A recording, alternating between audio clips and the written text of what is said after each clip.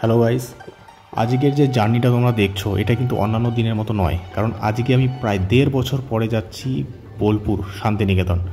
So আমাকে actually খুবই excited হওয়ার কথা, কিন্তু ভাই এতদিন পর একা একা এত ট্রাভেল করছি না, তাও আবার ট্রেনে, খুব বোর লাগছিল এক সময়। সো যাই হোক, আমার নাম হচ্ছে সুমন আর তোমরা দেখছো আমার ইউটিউব চ্যানেল ব্লগ ফাইলস। চলো শুরুর থেকে স্টার্ট করি, ঠিক আছে? তো ট্রেন তো আসে 6:18 গঙ্গারামপুরে। তো ট্রেন আসার আগে তোমাদের গঙ্গারামপুর স্টেশনটা দেখিয়ে দিই। গঙ্গারামপুর স্টেশনটা খুব সুন্দর করেছে এখন, ফ্লোরটা বিশেষ করে সামনের দিকে, স্টেশনের সামনে অনেক সুন্দর করেছে। আর তোমরা দেখতে পাচ্ছ ট্রেন লাইনের সংখ্যাও বেড়েছে। ওই দিকে আর একটা প্ল্যাটফর্ম হবে, এখনও হয়নি, কাজ চলছে। তো এই হচ্ছে পুরো স্টেশনটা, এত বড় স্টেশন। সকালবেলা এসে এখানে মর্নিং ওয়াক করলে আর প্রয়োজন পড়ে না এক্সারসাইজের।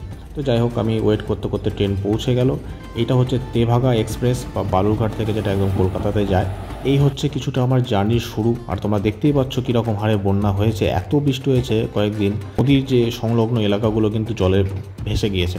মালদার পার করে দেখছিলাম যে এরকম একটা বাঘ আছে, এত সুন্দর লাগছে পিছনটা ট্রেনের।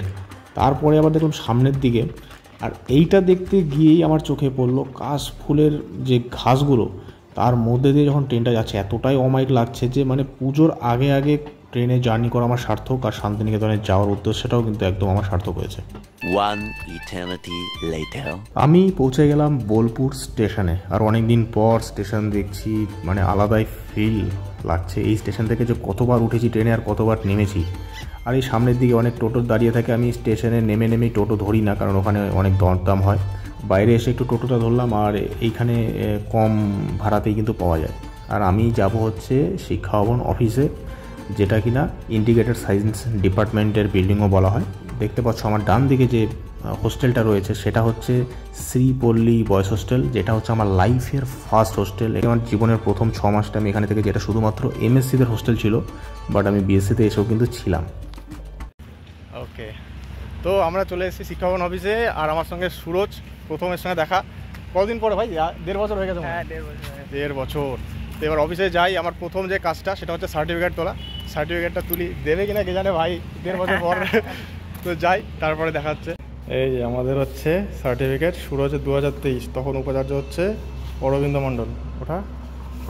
আর আমার টাইমে ছিল কারেন্ট বিদ্যুৎ চক্রবর্তী। ধর দেখি বুকের সামনে কতটা বড়, এটা হচ্ছে বিএসসি সার্টিফিকেট। আর আমারটা দেখা, এটা হচ্ছে এমএসসি সার্টিফিকেট, সেম সাইজ, বিশাল বড়। আমাকে ভাঁজ করা ছাড়া কোনো উপায় নাই, কিছু করা যাবে না।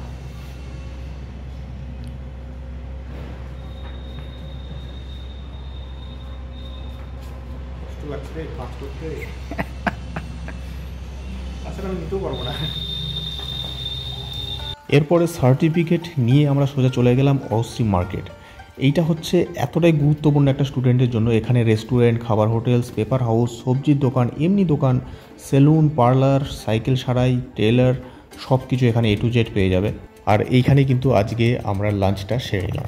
আর তারপরে আমি যাচ্ছি সুরজের বাইকে করে ওর বাড়িতে। এইবারে আমি কিন্তু শান্তিনিকেতন গিয়ে সুরজের বাড়িতেই ছিলাম। এই কদিন সুরজকে আমি এত জ্বালিয়েছি, মানে এখানে চল ওখানে চল বলে ওকে এত বের করেছি বাড়ি থেকে, হয়তো গোটা মাসেও এত বাড়ি থেকে বেরোয় না। মানে এতদিন হয়ে গেল, 1.5 বছর, গলিগুলো প্রায় ভুলেও গেছি।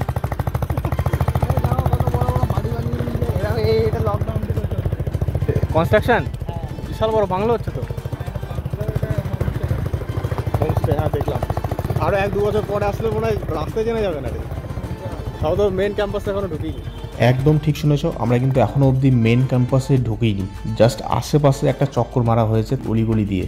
মেন বিশ্বভারতী ক্যাম্পাস দেখাবো, সোনাঝুরির হাটটাও দেখাবো। আবার আমি যে কারণে এসছি এইবার, সেটা হচ্ছে আনন্দবাজার, মহালয়ের দিন সেই আনন্দবাজারের পুরো ব্লগটা আসবে। এই সব ব্লগ আমি পুজোর আগেই দেওয়ার চেষ্টা করবো, কারণ পুজোর সময় আরও অনেক ব্লগ আসছে। আর ততক্ষণ কিন্তু আমার সঙ্গে জুড়ে থাকো, সাবস্ক্রাইব করে সঙ্গে থাকো।